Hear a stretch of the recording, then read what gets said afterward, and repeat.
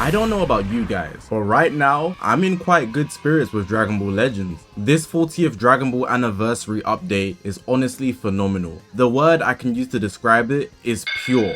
It's Dragon Ball in its purest form. Logging in, collecting the manga volumes, the covers, the alternate arts, this is just wow. And even the two new characters, Goku and Super Saiyan Gohan. Gohan in regular clothes is not something I expected to see in Dragon Ball Legends, and it looks insanely good. So honestly, we can say Dragon Ball Legends is okay right now, you know. They kind of redeemed themselves after doing a bunch of BS for a decent while, you know. The anniversary, overhyped but still good. Coming out the anniversary, it's always going to be a bad period. There never really is a time after the anniversary, so September and early October. The Dragon Ball Legends is really banging.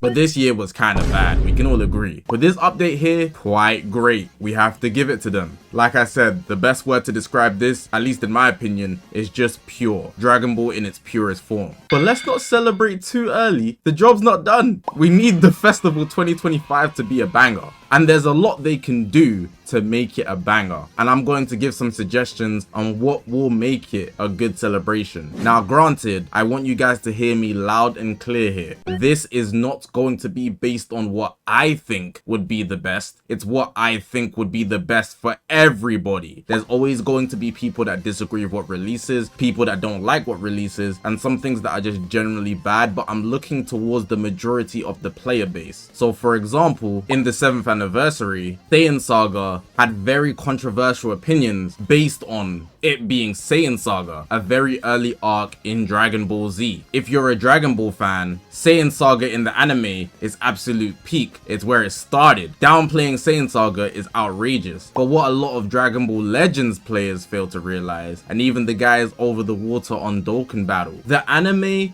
doesn't always translate the best into games. And I think that heavily needs to be understood with the expectations for the Festival 2025. I really feel they cannot experiment with this celebration. They kind of have to go for a perfect run here. It has to be the best festival ever, if not the second best, because the 2021 festival was honestly outrageously good. So I don't mind if this is the second best, but it has to be up there. Emphasizing, this is not the time to experiment. Also, I'm not putting out there what I want, but what I think the community in majority numbers would be happy with. Let's get into this.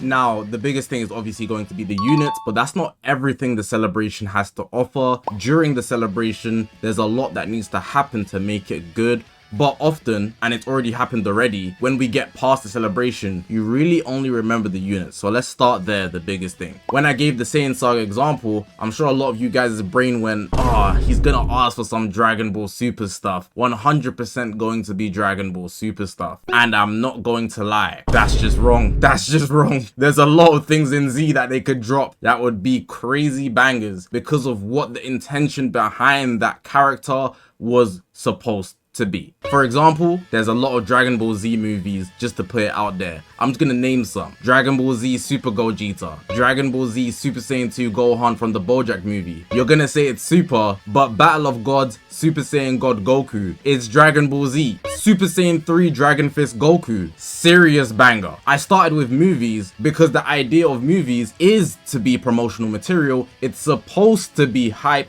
It's meant to have a selling point. It being a movie speaks for itself for there being a big thing happening at the end. There's meant to be an absolute peak in the movie. That's how things go. So movies are obviously a great pick, and that's only Dragon Ball Z. If we even talk about the anime, it should go without saying, the Cell Saga, we need a new Super Saiyan 2 Gohan Legends Limited. And from the Buu Saga, well, I don't personally want this, but we could get a Super Vegito, but I think they should avoid that specifically. But that's my personal opinion, and I also think the majority of the fan base would enjoy it just because it's a fusion. But I'm just showing you there is options in Dragon Ball Z. And if we jump over to Super, we've got a lot of things that we can consider as well, but we got to think about the peak of things. And heading towards Super, it's more recent, so more people have naturally consumed it, at least in recent times. A big contender I think is very probable is Beast Gohan and Orange Piccolo, based on the fact that they're trying to push Daima more than anything. So if they drop a Beast Gohan Orange Piccolo, I think it would basically push the superhero movie out of promotion and they can solely focus on Daima going into 2026, especially because the Battle Hour 2026, the whole event, is using Super Saiyan 4 Goku from Daima as their mainline promotion. I'm against the idea of this one as well because we got one last year, but Vegito from the Future arc, I really think if they're going to do this, he would probably defuse or something, or revive into Sword of Hope Trunks. I think that's the only way they can get away with it. Also, just put out Sword of Hope Trunks there. Only should be an Ultra. I don't think in any other rarity would he be banging in any capacity. We also don't have a Legends Limited from the Universe 6, Universe 7 arc for Hit and the Super Saiyan Blue Kaioken Goku. Those are options. And then outside of Super Saiyan 4 Goku from GT and Daima as Ultras and Legends Limited, either way. And let's also put the mini version out there, so to emphasize on the Ultra and Legends Limited, it can go either way.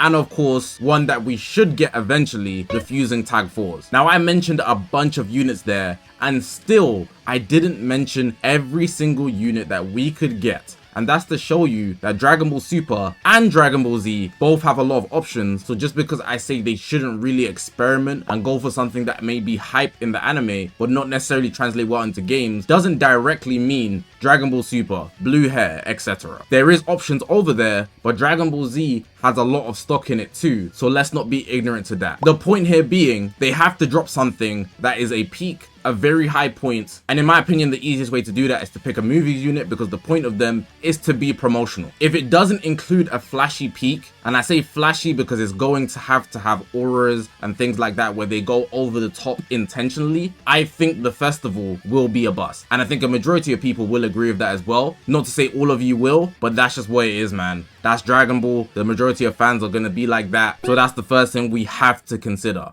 The second thing, and it's very important, the Festival 2025 has this, is a very good amount of generosity. I kid you not, if they give us regular banners, I'm talking about those 2x Z power, which we're supposed to get anyways, you know, they need to go all the way. We need 3 times. We need to increase the rates, you know. We need a lot here to actually make it feel special. The celebration is meant to be a big one. This one here in 2025, the 7th year of Dragon Ball Legends, the 40th Dragon Ball anniversary leading into the Festival 2025. We need this festival to have source and make everybody feel happy by default, even if they don't care about whatever units are chosen. There's a lot of options available to drop. Like I've already mentioned, they don't necessarily have to do unit repeats, but whatever they choose to drop, they have to be generous because they are dropping more than ever. With more releases, without an increase of CC, we have less CC to divide all over the place, and that's going to make things very hard. But at least if they're not going to greatly increase the CC, if we do get some of the things, we will get them in large amounts, and that will make everybody's experience 10 times better than it could be. But don't just take that on its own. If any of you devs are watching, Chrono Crystal increase, but that's a standard. You guys always do good when it comes to the celebrations regarding Chrono Crystal increases, so I'm not going to complain about the CC too much, but it has to be generous naturally. I think in the 7th anniversary they did an amazing job with giving CC, to the point where I felt like they were giving a lot more CC, like an unnecessary amount of CC, but it's not unnecessary. Keep the ball rolling. We like that. Chrono Crystal's going up. Thank you for all your good work in the 7th anniversary. Repeat that, but even better in the Festival 2025. We're all eating. We love that. Thank you. Thank you. I never intended for this video to be long, but this is the final thing I need the Festival 2025 to have. Amazing reveals. The reveals are very, very important. If these reveals are buns, if these reveals get leaked, it will kill a lot of the hype in the Festival 2025. Seriously, there is a lot of players, right, that will not get the units because it's a gacha game. People get unlucky, but at least if the reveal is good, the feelings will still be good because they're going into it with high expectations, because the reveals set the tone. They're gonna feel great. The expectations won't get lowered, obviously, unless they get shafted. But if they go into it with low expectations, some people might not even get to the point to go into it. They'll just be like, you know, I'm not gonna bother. But at least if the reveal is banging, we would all be happy to start with. The value of starting high is really not negotiable. It needs to be the case. There are a lot of players that have quit Dragon Ball Legends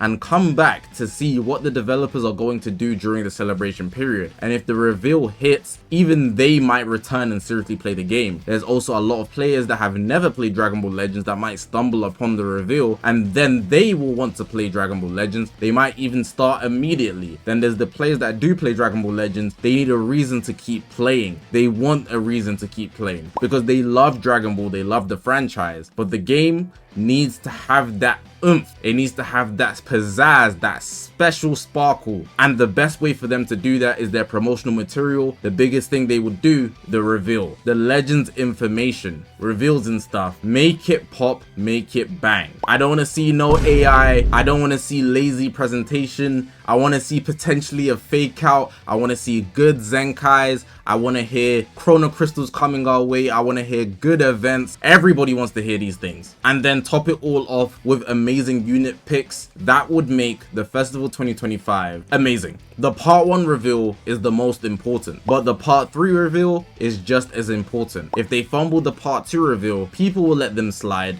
It's part 2 at the end of the day. But part 1 and part 3, not negotiable. To conclude this video, I genuinely believe that if the Festival 2025 doesn't go 3 for 3 with these 3 things I mentioned in this video, the unit picks can be whatever, but they need to be something with heavy promotional backing, heavy hype, and a peak of any moment in Dragon Ball. But that would naturally more so lean towards Dragon Ball Z and Dragon Ball Super. The generosity aspect, that's a standard. They should do that all year round, but especially in the celebrations. And of course, the reveals. They need to pop. It needs to make us feel like we're gonna remember this even 5 years down the line, like celebrations we had before the 2021 festival. Wow, I still remember that to this day, and even the first anniversary. Not a lot of you guys were there, but I remember that so vividly to this day. But hopefully you guys did enjoy this video. If you haven't already, make sure to press the subscribe button. We're on this grind to 200,000 subscribers. I appreciate you guys for watching, man. My name is Zakashi, guys, and I'll see you guys in the next one.